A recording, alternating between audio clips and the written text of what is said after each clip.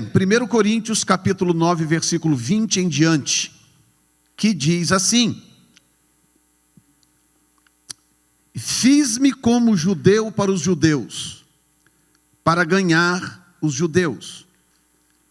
Para os que estão debaixo da lei, como se estivera debaixo da lei, para ganhar os que estão debaixo da lei. Para os que estão sem lei, como se estivera sem lei, não estando sem lei para com Deus, mas debaixo da lei de Cristo, para ganhar os que estão sem lei. Fiz-me como fraco para os fracos, para ganhar os fracos. Fiz-me tudo para todos, para por todos os meios chegar a salvar alguns. E eu faço isso por causa do Evangelho, para ser também participante dele. Agora, preste atenção nesses dois versículos seguintes.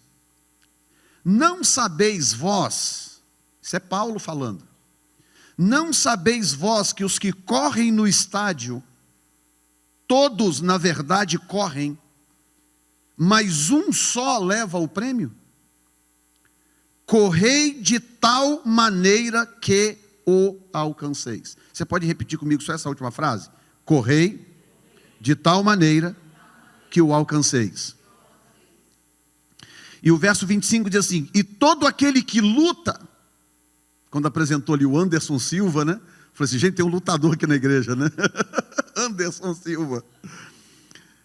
E eu estava já com essa mensagem no coração, dizendo: e todo aquele que luta, de tudo se abstém, eles o fazem para alcançar uma coroa corruptível.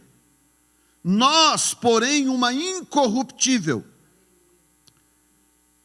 Pois eu assim corro, não como a coisa incerta, assim combato, não como batendo no ar. Antes subjugo o meu corpo e o reduzo à servidão, para que pregando a outros, eu mesmo não venha de alguma maneira a ficar reprovado. Você pode dizer obrigado, Jesus. Pai, aplica a Tua palavra nos nossos corações nesta noite, para a glória do Teu nome. Amém. O Senhor comunicou essa palavra ao meu coração de uma forma muito interessante hoje. Na verdade, ontem, nós estamos numa semana no Brasil muito forte para questões esportivas. Há um time no Brasil, o time do Flamengo, que ganhou uma competição muito importante, uma competição sul-americana. Hoje ganhou uma segunda competição, Campeonato Brasileiro. Há poucos dias atrás tinha ganho o Campeonato Carioca. As más línguas vão dizer que eu vim vestido assim por causa disso. Vão dizer que a irmã Ruth, fica em pé, irmã Ruth. Vão dizer que a irmã Ruth está assim por causa do Flamengo. Né? Pode sentar. Vão dizer que a bolsa da DG. Mas escute bem, eu quero te falar algo nesta noite. Jesus fez na sua oração do capítulo 17, eu não vou lá agora, eu não quero estender muito o que eu vou dizer, mas Jesus na sua oração, ele disse algo interessante na oração sacerdotal dele pelos seus discípulos. Ele diz assim: não peço que os tire do mundo, mas que os livre do mal. E a igreja precisa ter muito cuidado para não se tornar um corpo estranho. Às vezes a igreja entende mal o seu papel na relação dela com a sociedade, porque muitos são formados espiritualmente com deficiências. Nem todo mundo tem, por exemplo, o privilégio que eu tive de crescer ao lado de um pastor com formação bíblica, que ensinava Bíblia mesmo, consistente para as suas ovelhas, e eu cresci assim. Por isso que eu tenho hoje esse apego pela palavra, esse amor pela palavra de Deus, porque eu cresci numa igreja assim, onde a Bíblia era ensinada claramente, abertamente, com muita consistência, para o povo de Deus.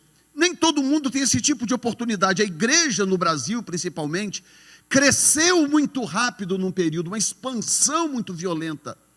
Porque quando a igreja chega, principalmente quando há oração, quando há temor a Deus, quando há santidade, há um poder muito grande na igreja. E a igreja se expande de uma forma muito rápida. E isso aconteceu no Brasil há umas décadas atrás, quando a igreja passou por uma grande explosão. As igrejas pentecostais primeiro, depois as pentecostais estagnaram, vieram as comunidades que explodiram de crescer, depois vieram as neopentecostais, que também explodiram de crescer, e hoje você anda pelo Brasil afora, são centenas e centenas e centenas de grandes mega igrejas no Brasil, com centenas, às vezes milhares e milhares de pessoas salvas para o Senhor Jesus. Então, não deu tempo de discipular essas pessoas, não deu tempo de dar para essas pessoas uma formação bíblica consistente. E às vezes as pessoas confundem mundo com sociedade. A intenção de Deus não é tirar a igreja fora da sociedade. Como é que nós vamos ganhar as pessoas para Jesus? Como que nós vamos testemunhar para as pessoas a respeito de Jesus? Como que nós vamos levar a mensagem do Evangelho para essas pessoas? Paulo, por ser criticado na sua época, ele escreveu esse texto, que depois eu te convido a ler lá o começo do capítulo 9, vai te ajudar. Começa com ele defendendo o seu direito de viver do Evangelho. Porque as pessoas o estavam criticando pelo fato dele não ser um dos primeiros apóstolos que andaram com Jesus fisicamente. Você sabe que Jesus convidou 12 discípulos e caminhou com esses discípulos para depois transformá-los em apóstolos. Um deles o traiu, que foi Judas Iscariotes, e depois então da morte e ressurreição de Jesus, os 11 que sobraram colocaram um outro chamado Matias no seu lugar, permanecendo, portanto, 12 apóstolos originais de Cristo, que andaram com ele, que ouviram as suas palavras, que comeram com ele, e etc. Paulo veio depois da morte e da ressurreição de Jesus. Ele também teve uma visão do Senhor, ele também foi chamado diretamente pelo Senhor, mas ele não teve a oportunidade de andar fisicamente com o Senhor. E o fato dele não ter tido esta oportunidade de andar com Jesus fisicamente, então as pessoas o criticavam. Algumas pessoas diziam que ele estava usurpando aquela função. E que, portanto, ele não deveria estar usando das benesses, digamos assim, dos privilégios que os primeiros apóstolos tinham, e o criticavam profundamente, principalmente os judeus, que tinham muita ira de Paulo, por causa da compreensão extraordinária que Paulo tinha do Velho Testamento. E não só isso, mas a forma como ele conseguia dar corpo à mensagem do Velho Testamento, incluindo Cristo como centro da mensagem. Hoje, se você perguntar a qualquer judeu ortodoxo esclarecido, tem muito judeu por aí que não sabe de nada, que está completamente fora do ar, mas todo judeu esclarecido, ortodoxo, aquele que segue o judaísmo original, se você perguntar os maiores hereges da história, um dos primeiros que eles vão dizer é o apóstolo Paulo. Para o judaísmo, Paulo é um dos maiores hereges da história, porque para eles, Paulo desvirtuou a Torá, desvirtuou a mensagem do Velho Testamento. E eles tinham muita ira disto na época que ele estava vivo, porque eles não conseguiam combatê-lo. Eles não conseguiam vencê-lo no argumento, porque ele tinha revelação do Espírito. Eles tinham letra, ele tinha revelação do Espírito. Então agora escute bem, para você entender por que eu estou pregando esta mensagem hoje. Como Paulo fazia para transitar? Então, primeiro, o capítulo 9 começa assim, com ele defendendo o seu direito também de viver do Evangelho. Ele diz, não, quem prega o Evangelho, que viva do Evangelho. Não está escrito no Velho Testamento que não deve amarrar a boca do boi que debulha? Era um princípio, era uma lei do Velho Testamento porque alguns fazendeiros muito medíocres, muito miseráveis, colocavam o boi para debulhar o trigo ou a cevada, e porque eram muito usuras, amarravam a boca do boi para deixar o boi comer só algumas porções de vez em quando, por usura. Então havia uma lei divina dizendo: se você colocar o boi dentro de uma eira para malhar o trigo ou a cevada, você não pode amarrar a boca do boi que debulha. Ou seja, se ele está debulhando o trigo, ele tem direito de comer daquele trigo o tanto que ele precisar, para ele conseguir ter energia para continuar debulhando o trigo. Então, o princípio era: não atarás a boca do boi que debulha. Deixa o boi comer o tanto que ele precisa para comer, para continuar debulhando o trigo. Então, Paulo traz esses conceitos, e ele diz claramente: claro que eu tenho direito, o mesmo direito dos outros. E ele diz: eu vi o Senhor, eu fui chamado pelo Senhor, eu recebi uma revelação do Senhor, eu estive na Arábia por 3 anos, eu recebi uma visão de Deus. E ele começa a defender isso, e então ele transita deste raciocínio do início do capítulo 9, ele transita para esse raciocínio que nós começamos a ler aqui, a partir do capítulo 20, e no 19, a partir do versículo 20, perdão, capítulo 9, versículo 20, e no versículo 17, ele diz assim, versículo 16, ele diz assim: porque se anuncio o evangelho, não tenho de me gloriar, pois me é imposta essa obrigação, e ai de mim, se não anunciar o evangelho. Eu quero que você enche o peito aí agora, e diga comigo: ai de mim, se não anunciar o evangelho. Pronto, agora você não é mais inocente, tá? Verso 17: e por isso, se o faço de boa mente, terei prêmio. Se faço de boa mente, terei prêmio.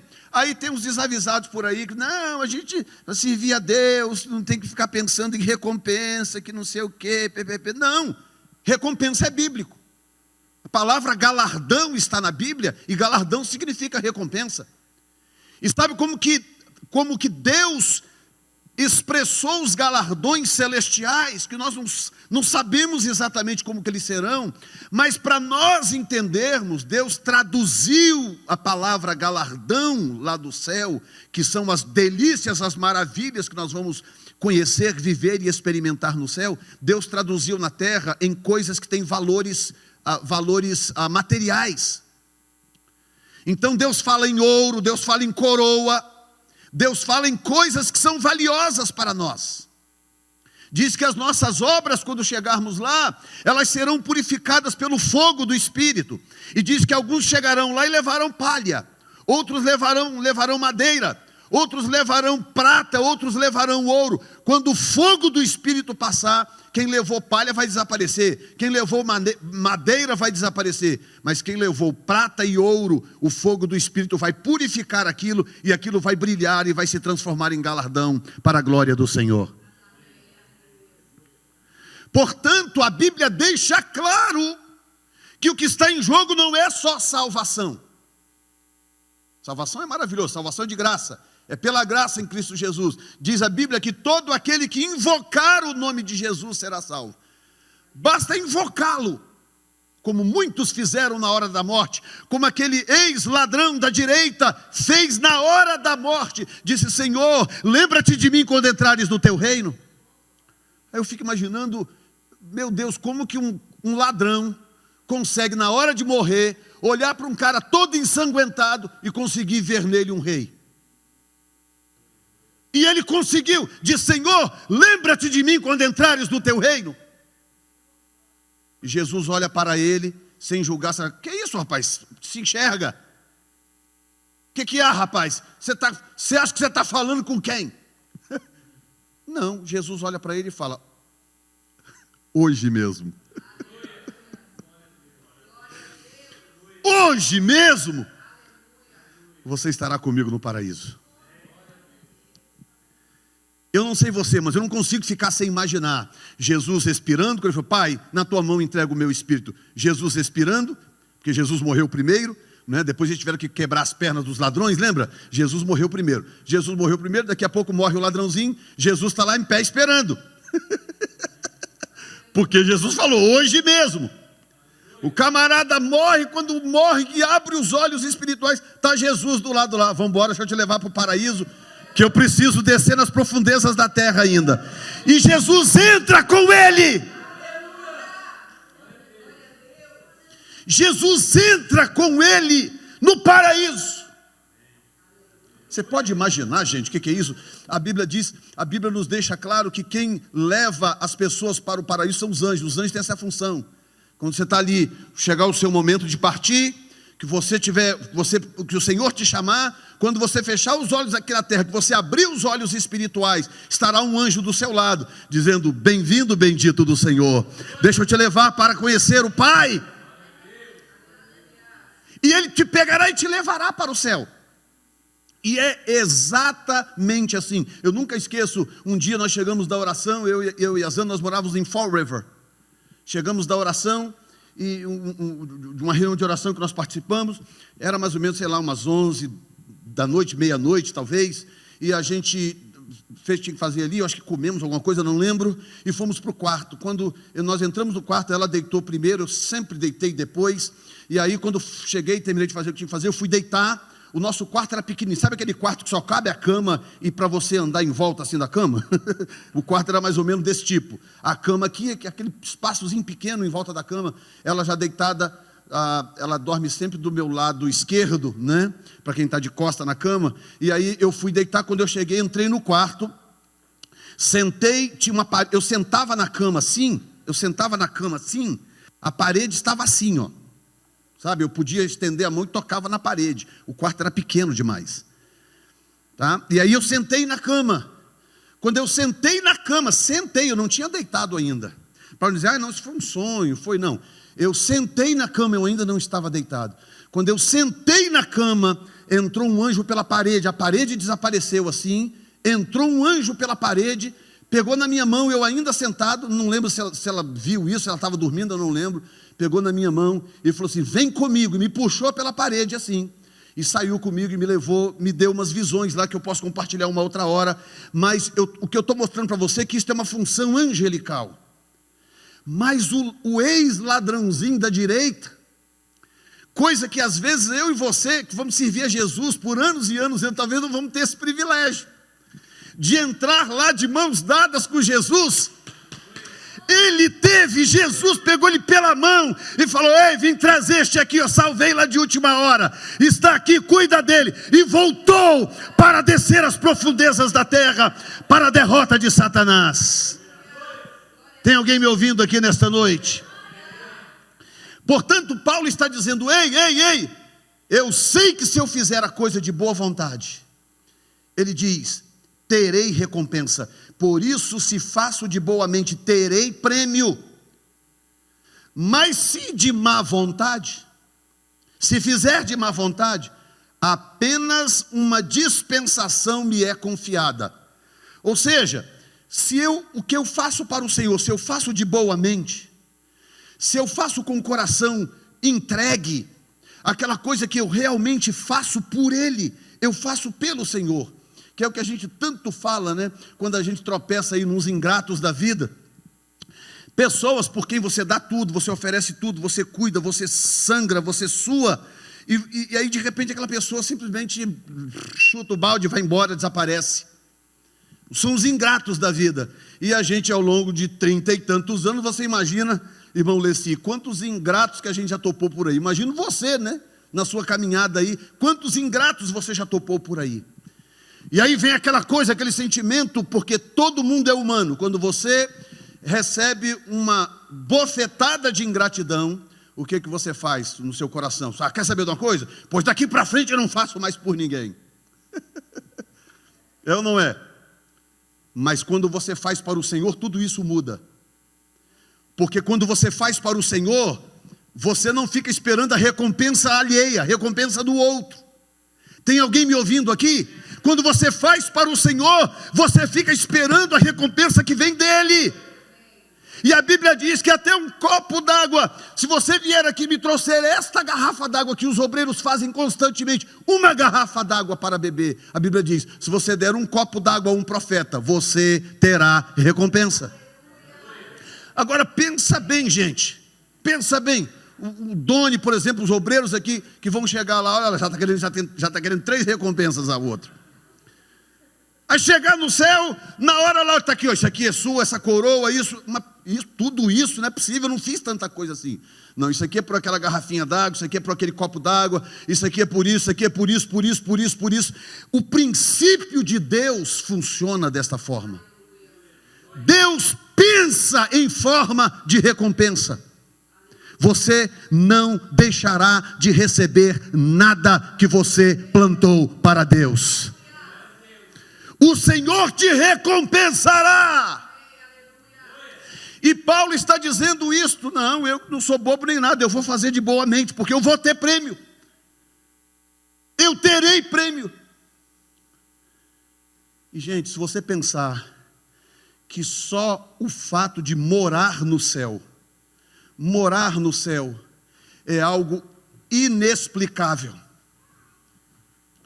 Só o fato de você morar num lugar onde não há qualquer tipo de dor, onde não há qualquer tipo de sofrimento, onde não há qualquer tipo de medo, onde não há conta para pagar, onde não há dívida, onde não há nada que não seja maravilhoso, especial, glorioso da parte de Deus. Que só isso por si só já é extraordinário. E o Senhor ainda vem e diz: não, eu sei que isso é maravilhoso, mas ainda tem prêmio, tem recompensa. Aí no verso 18 ele diz assim: logo, que prêmio tenho que evangelizando proponha de graça o evangelho de Cristo para não abusar do meu poder no evangelho. Como eles estavam cobrando dele e falando bobagens, porque achavam que ele não tinha os mesmos direitos dos primeiros apóstolos, ele está dizendo: vocês estão pensando que eu estou em busca desse tipo de recompensa? Vocês pensam que é isso que eu estou querendo? E no verso 19 ele diz: porque sendo livre para com todos, fiz-me servo de todos para ganhar ainda mais. Diga, ganhar ainda mais. Então a pergunta de $1 milhão é: como que eu faço para ganhar ainda mais? Como? Cadê o texto? Vocês não estão me acompanhando aí não? Verso 19. Como é que eu faço para ganhar ainda mais?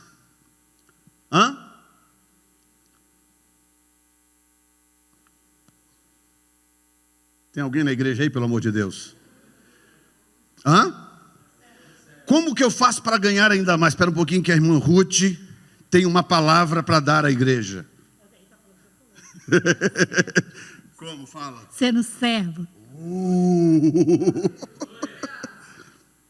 Paulo está dizendo: porque sendo livre, que ele não está te obrigando a nada, ninguém me obrigou a pastorear vocês, ninguém me obrigou a cuidar de vocês, ninguém me obrigou a fazer por vocês o que eu faço, eu sou livre para não fazer.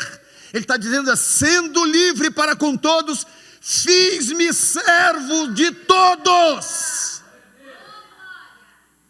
para ganhar ainda mais. Está dizendo: o caminho para ganhar ainda mais é me fazer servo de todos.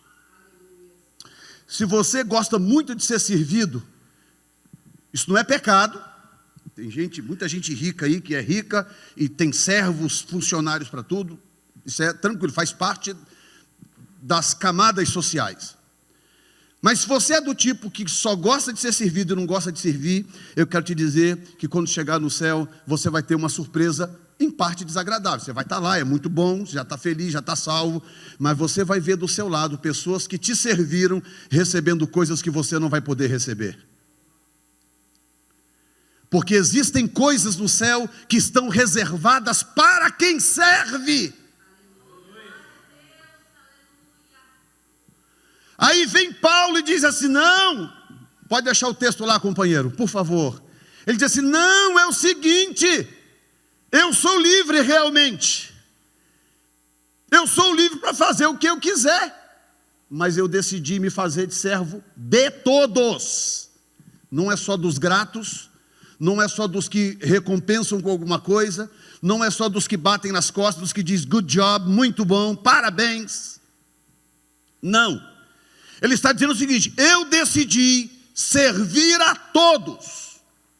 Eu sirvo a esse aqui que não vai dizer nenhum obrigado, vai virar as costas e vai embora. Eu sirvo a esse aqui que vai dizer muito obrigado, parabéns, você é o melhor. Sirvo aquele ali que vai dizer mais ou menos. Sirvo de lá que vai me dar uma punhalada. Aí Paulo está dizendo: não, eu sei qual é a rota, eu sei qual é o caminho para ganhar mais. Porque lembra que lá em cima ele está falando do prêmio. Ele falou: não, tem prêmio, pode pregar o evangelho, pode fazer que tem prêmio. Ele está dizendo: mas tem um segredo para ganhar mais ainda.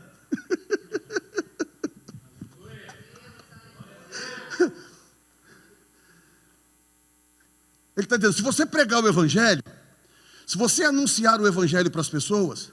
A gente estava ontem num restaurante chinês, né? A gente vai num determinado restaurante, a gente procura sempre a mesma garçonete, que a gente gosta muito dela, ela é muito engraçada. E a gente ali e tal, e aí eu falando com a Zanda, eu preciso evangelizar essa moça de algum jeito. Como é que nós vamos fazer? Eu preciso evangelizar essa menina.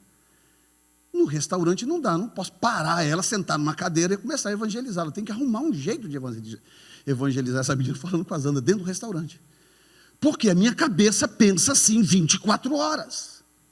Não importa onde eu esteja, não importa o que eu esteja fazendo. Eu estou sempre pensando como que eu faço para evangelizar essa pessoa. Aí eu saí do restaurante ontem e pensei: bom, o que eu posso fazer? Eu posso tentar conseguir alguma literatura cristã em chinês.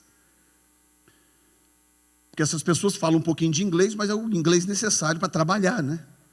Eu já passei por isso, ela já passou por isso, a gente sabe como é que é isso. Eu vou trabalhar num fast food, você aprende aquilo ali. Aquele linguajar daquela indústria, né?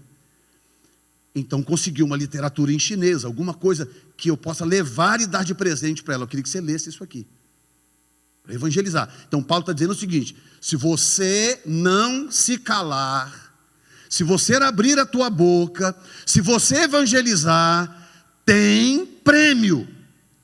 Ele está dizendo: tem prêmio. Isso não é de graça.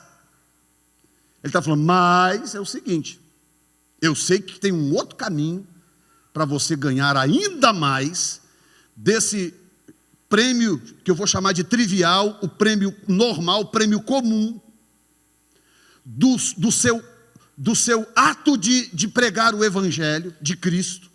Ele está dizendo: tem um caminho que aumenta muito mais esse prêmio. Existe um caminho para que você ganhe muito mais, ele está dizendo. E o caminho é servir a todos. É oferecer o teu ombro a todos, é oferecer, colocar os seus recursos diante de todos, oferecer o seu tempo para as pessoas. Tratar todo mundo igualmente, buscar amar a todos.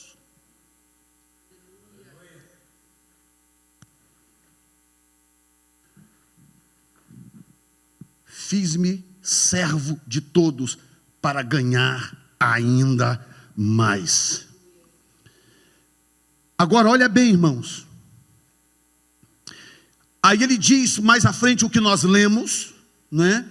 Eu não vou repetir todo o texto. Ele fala: eu me faço de judeu quando eu estou com um judeu, ou seja, eu uso a linguagem própria para ganhar um judeu. Quando eu estou com um gentio, eu uso a linguagem própria para ganhar o gentio. Quando eu estou lidando com pessoas que não têm lei, eu me comporto parecido com eles. Ele diz: não é que eu estou sem lei, eu tenho a lei de Cristo. Mas quando eu estou entre pessoas que não conhecem a lei de Deus, aqui é que vem. Você lembra como que eu introduzi essa mensagem? Quando eu estou com pessoas que não conhecem a lei de Deus, ao invés de eu me comportar como um super santarrão, ao invés de eu me comportar como um julgador, aquela pessoa que pesa o ambiente, ele está dizendo: embora eu não seja uma pessoa sem lei, eu me comporto parecido com elas para ganhá-las.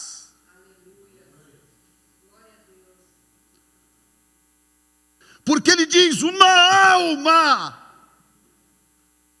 uma alma tem um valor inestimável. Ele falou: estou disposto a ganhar judeu, estou disposto a ganhar gentio, estou disposto a ganhar gente que está debaixo da lei, estou disposto a ganhar gente que vive sem lei. Verso 22, ele diz: eu me finjo até de fraco.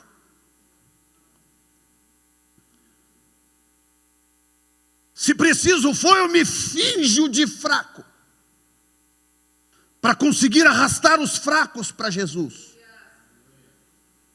E ele diz: olha bem, fiz-me tudo para todos, para por todos os meios possíveis, eu pudesse chegar a salvar alguns. Salvar. Então a mentalidade de Paulo é: bom, Paulo foi arrebatado ao terceiro céus. Ele viu as coisas celestiais. Não há registro que ele tenha ido ao inferno, levado ao inferno. Não há registro. Mas ele foi aos céus, ao terceiro céu. E ele mesmo diz que ele falando na terceira pessoa, que ele viu coisas inefáveis que ao homem mortal não é possível falar. E é difícil. Qualquer experiência que você tiver de visão sobrenatural, quando você volta, você fica num drama tremendo. Essa experiência que eu acabei de contar agora para vocês aqui, em parte, essa experiência que eu tive, que foi a segunda experiência que eu tive, quando você volta, você não tem parâmetros para explicar as coisas que você viu. Você não tem. Primeiro, você se depara com a incredulidade das pessoas. Segundo lugar, você não tem referencial para você explicar o que você viu. Esse anjo me levou num lugar que eu vou chamar de rodoviária, diferente de aeroporto, vou chamar de rodoviária. Era uma rodoviária que, ao invés de ônibus, tinha esferas metálicas. Eu cheguei junto com ele numa esfera metálica, nesse lugar, e era um lugar onde essas esferas chegavam e saíam. Eram como naves, mas não tinha motor, não tinha nada, não tinha porta, não tinha nada. Elas abriam e as pessoas entravam, elas fechavam, era uma esfera prata. Agora, como que eu explico isso para as pessoas? Como que eu explico isso? Que era um lugar como eu nunca vi na minha vida, e que eu via pessoas do mundo inteiro chegando nesse lugar, e pessoas saindo, e então eu fiquei sabendo que aquele lugar que eu vi, não quer dizer que é o único, o céu é muito grande, você imagina, se o universo é do tamanho que é, imagina o tamanho do céu que fez o universo. Pelo menos a experiência que eu vi, esse era o lugar onde as pessoas que eram arrebatadas chegavam para terem as suas devidas experiências. E aí dali ele me levou num lugar onde eu via o rio da vida. Eu sei que é o rio da vida porque conheço a palavra. E aí eu já ouvi testemunhos de pessoas falando sobre o rio da vida, e aí eu tentava imaginar aquilo, não tem como imaginar, e quando você vê, aí você entende, por que não dá para imaginar? Porque eu não consigo te explicar o que eu vi, eu não consigo. Imagina uma água, que ela é tão cristalina, que ela parece prata líquida. E ela não, quando você bate num corpo de água, aquilo, né? Essa água é diferente. Eu vi as pessoas dentro do rio. As pessoas estavam se alegrando dentro do rio, mas não é tomando banho como a gente faz numa lagoa, no mar. Não, a impressão que eu tinha é que elas entravam nesse rio, porque esse rio emanava alguma coisa para elas. E elas entravam nesse rio, e aquele rio era como se fosse uma coisa, um gel, uma coisa diferente. Eu não consigo te explicar. O jardim eu não consigo te explicar como é que era. Uma cor que eu nunca vi. Um tipo de verde que eu nunca vi. Você está entendendo o que eu estou falando nesta noite? E aí o Senhor: pastor, por que o senhor não fala mais vezes dessas experiências? Essa e mais uma que eu tive.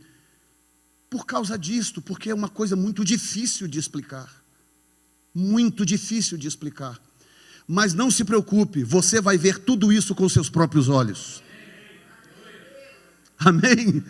Você vai ver tudo isso com seus próprios olhos, porque isso está reservado para aqueles que amam o Senhor. Digam glória a Deus. E aí eu quero terminar aplicando aqui o que eu comecei a falando no começo. Pastor, por que o senhor disse que essa mensagem tem a ver com ontem, né, com essa história aí dos esportes no Brasil? Eu estava assistindo ontem o jogo do Flamengo e do River Plate. Aquele jogo sofrido, né, aquela luta, no final o Flamengo ganhou, campeão da Libertadores. E eu assisto muito tranquilo, fico quietinho ali, sempre em oração, não é? Não. Muito calmo. Meu amor, você tem que confirmar, ué. Tem que falar, é verdade, esse homem é muito santo. Não. Muito bem. Aí eu estou ali assistindo o jogo, aquela coisa, mas aí é que está, né? O Espírito Santo não tem hora, nem tem vez. Eu estou assistindo aquele jogo, aquela coisa, aquela celebração, e aí o Espírito Santo me trouxe esse texto no coração. Por quê? Eu fui postar uma coisa na minha rede social, aí apareceu lá um desses santarrões, dizendo, misericórdia, sangue de Jesus tem poder. E eu falo, meu Deus, que Bíblia que essa pessoa lê? Que Bíblia que essa pessoa lê? Deixa eu te explicar o que Paulo está dizendo. Paulo está falando sobre os jogos da sua época, que eram os Jogos Olímpicos, que nasceram na Grécia e foram popularizados por Roma. Ele está falando dos Jogos Olímpicos da sua época, e pior, pasmem o que eu vou dizer. Verso 25 ele diz, e todo aquele que luta, diz, de tudo se abstém. Aí ele está falando da preparação dos lutadores, que aí você está pensando que essas lutas de boxe, esse MMA, onde os camaradas vão lá, dão um chute um no outro, deixam o olho do outro roxo, boca sangrando, que hoje em dia, se você falar para certos crentes que você assiste uma luta, uma coisa assim, aí você está desviado, completamente desviado. Não, Paulo está falando de algo pior. Luta naquela época era luta até a morte. Naquela época se lutava ou para viver ou para morrer. Aí Paulo está falando assim, o que luta, não sabeis, e todo aquele que luta de tudo se abstém. E eles fazem isso por um prêmio, por uma coroa corruptível, ou seja, algo terreno, material. Primeiro, como é que Paulo sabia como essas lutas funcionavam?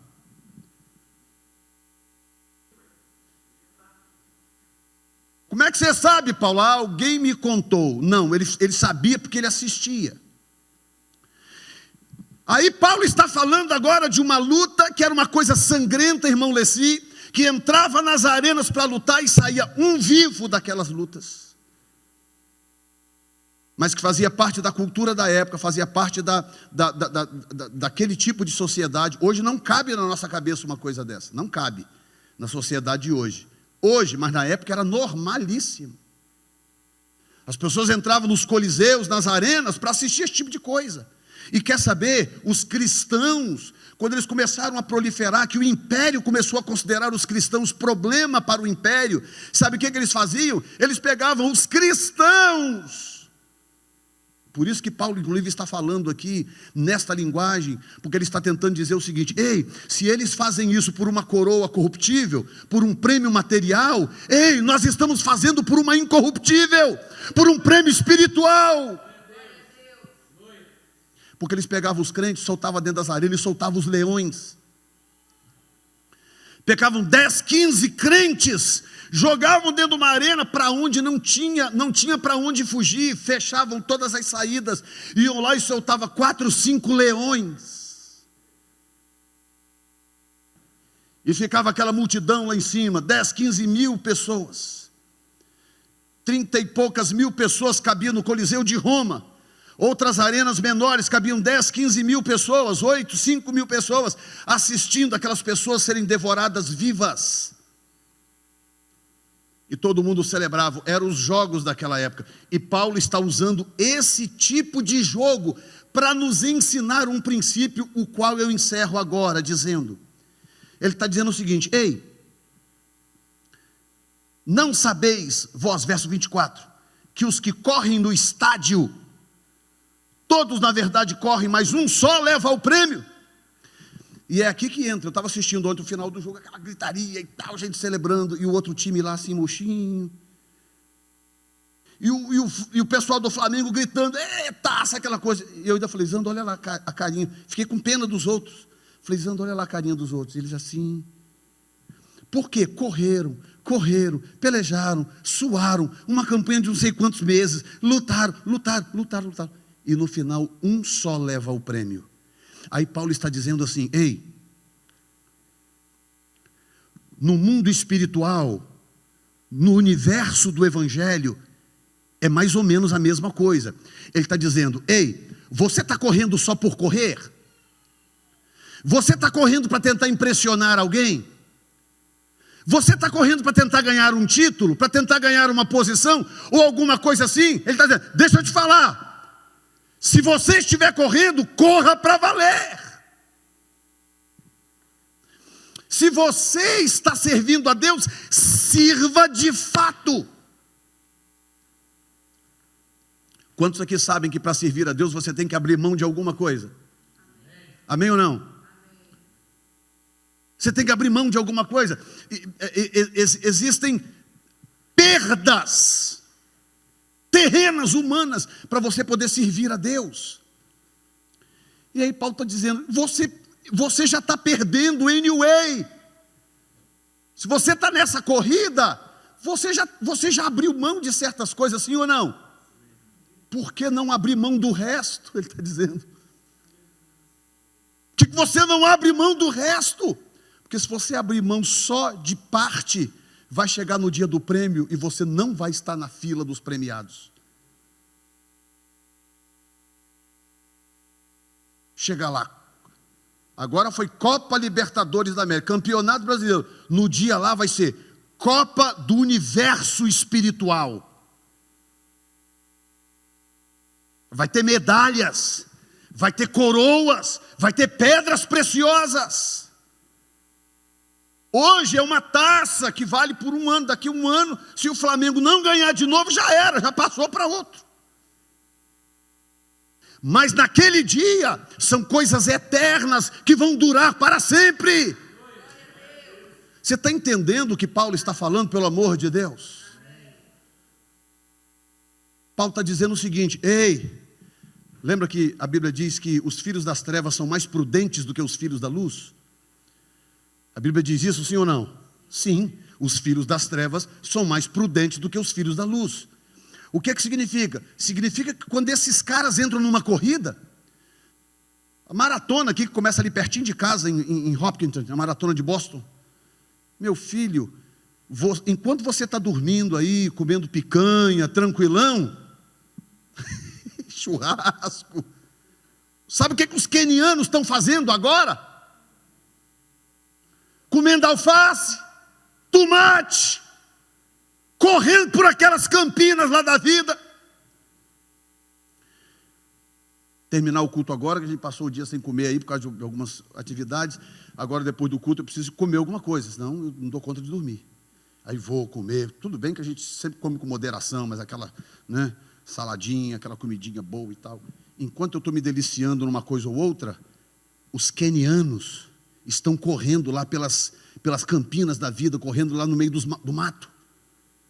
Por isso que quando chegar a maratona de Boston, eu não dou conta de ganhar a maratona de Boston. Você está entendendo? Eles vêm e ganham. Aí perguntaram para um dos vencedores aí de 2 ou 3 anos atrás, perguntaram, mas escuta, por que vocês ganham quase tudo? Vai na São Silvestre no Brasil, quem é que ganha? Os quenianos. E agora os homens e as mulheres, né?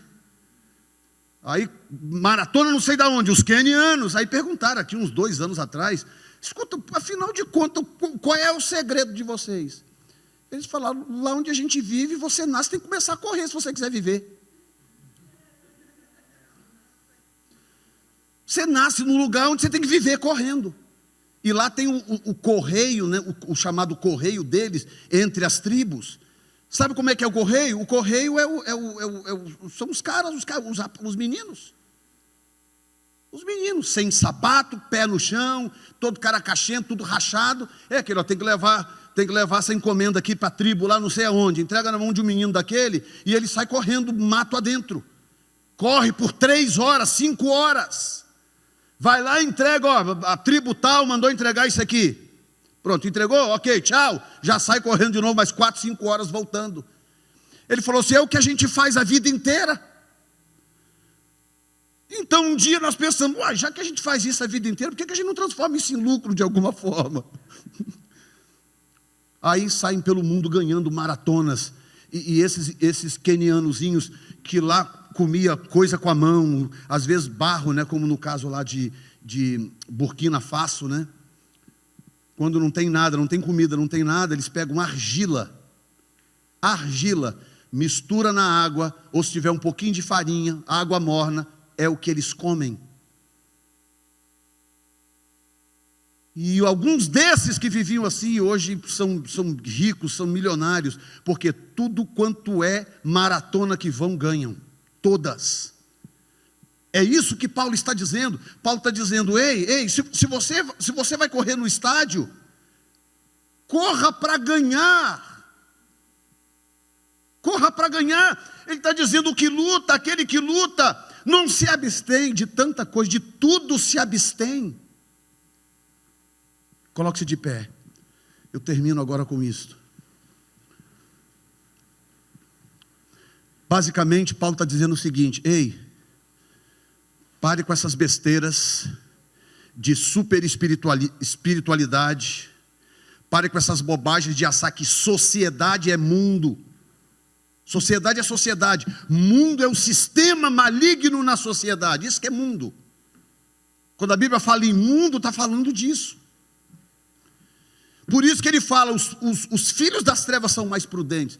Por quê? Porque as pessoas lá fora, que às vezes não estão dentro da igreja, muitas vezes tendo a sua inteligência turbada por pessoas de mente fechada, elas sabem muito bem o poder de uma competição, de você entrar numa briga para ganhar. E a palavra que o Espírito Santo me dá para você aqui nesta noite é esta: entra nesta briga para ganhar. E tinha um pastor parente meu, primo na verdade, ele pregava umas coisas que às vezes eu não entendia muito bem a linguagem que ele falava. Ele era meio fora do parafuso, e ele falava umas coisas, né, e eu não esqueço até hoje, uma vez ele pregando, eu garoto, e ele virou para o auditório e falou assim: deixa eu falar uma coisa para vocês,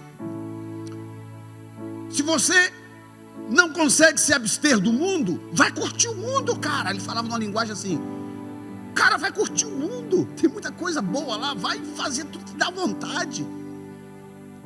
Ele falava, vai, sabe por quê?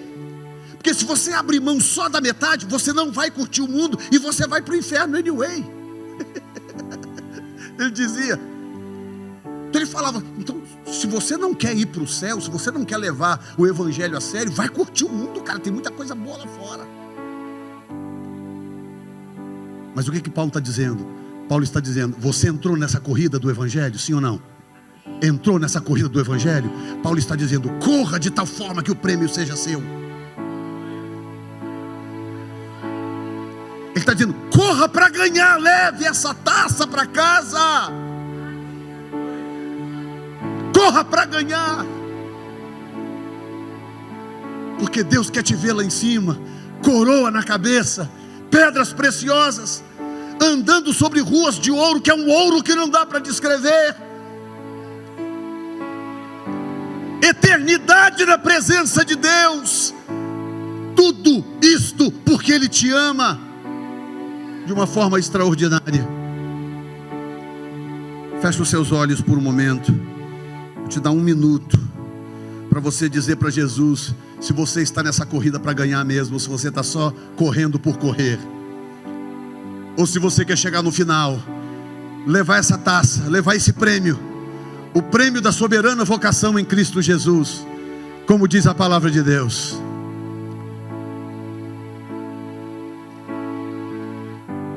E nós vamos agradecer a Ele em seguida.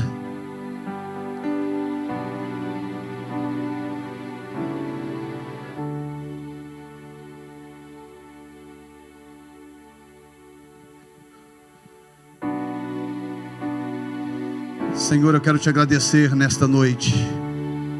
Muito obrigado, Senhor, pelos exemplos bíblicos, por tudo aquilo que está na palavra de Deus e que está lá para o nosso próprio bem, na tua palavra, e que está lá para o nosso próprio bem. Nesta noite nós renovamos o nosso pacto de correr esta corrida para vencer.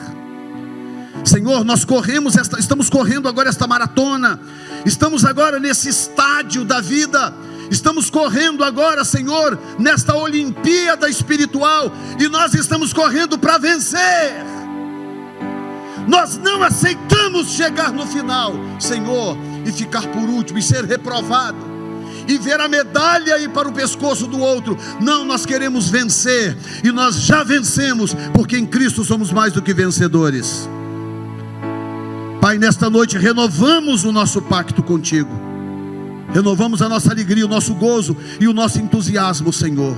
Muito obrigado por cuidar de nós, muito obrigado por se preocupar conosco.